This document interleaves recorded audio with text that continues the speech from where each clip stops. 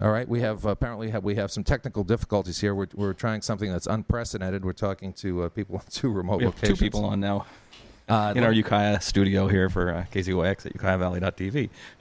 Let me introduce Dr. Fagan. Dr. Fagan is the director of ambulatory care at Providence Hospital in Chicago.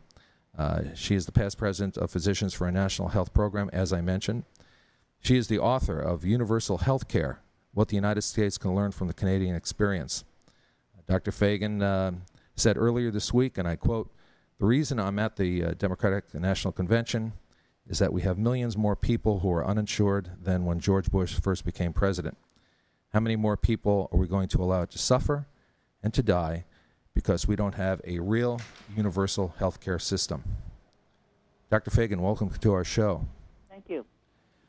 One of my favorite poets is Rilke, and he once said that we are no more unutterably alone. I love that expression, unutterably alone, than when we are sick and suffering, or than when we are sick and dying.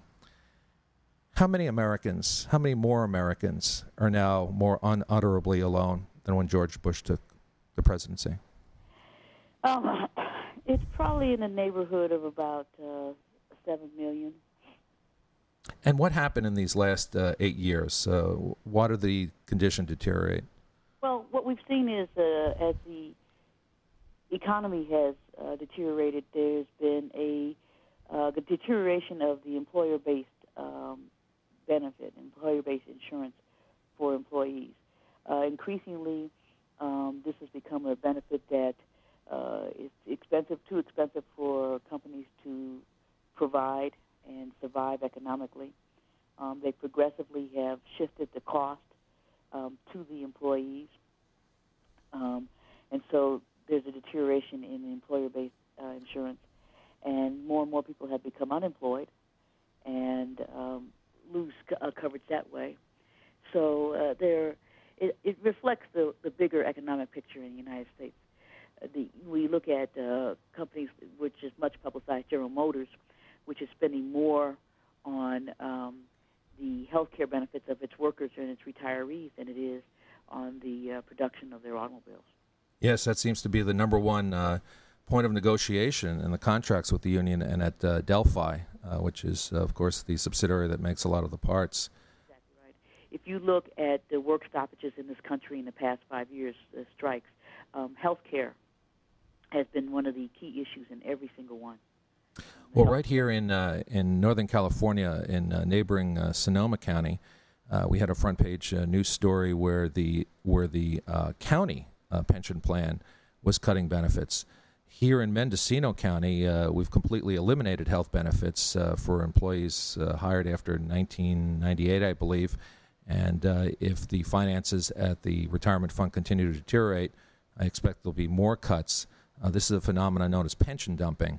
Are you seeing that across the country? Oh, absolutely. It's a very big issue across the country, as is this two-tiered approach. In other words, a way to divide workers in terms of saying, okay, if we allow you to keep these benefits, but new workers will not have the same benefits available to them.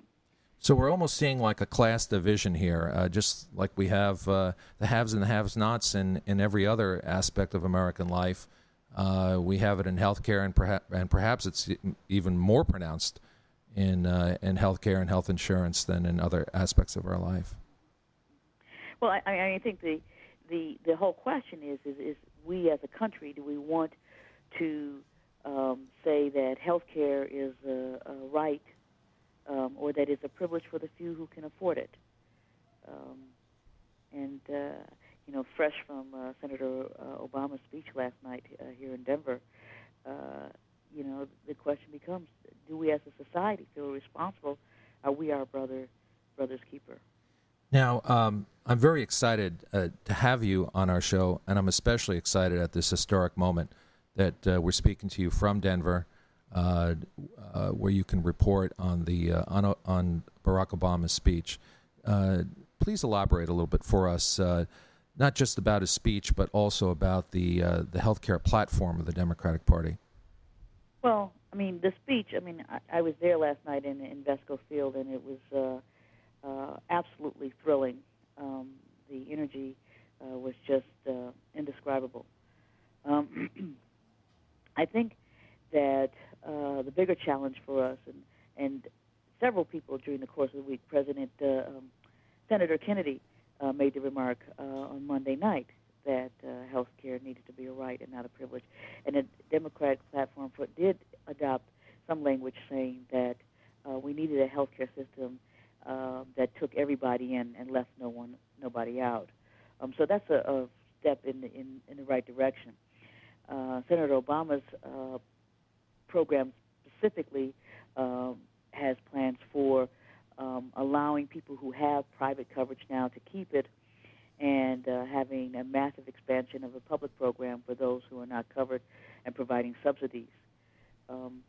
This would not be the approach that I would take, or nor would Physicians for a National Health Program. We would recommend a massive overhaul of health care in this country. Now, as far as paying for it is concerned and running it, we had Benjamin Gay, who is the president of Mass Care, on our program a couple of weeks ago, and he talked about the failure of universal health care in Massachusetts, and he said basically the problem was it wasn't a single-payer plan, that you had this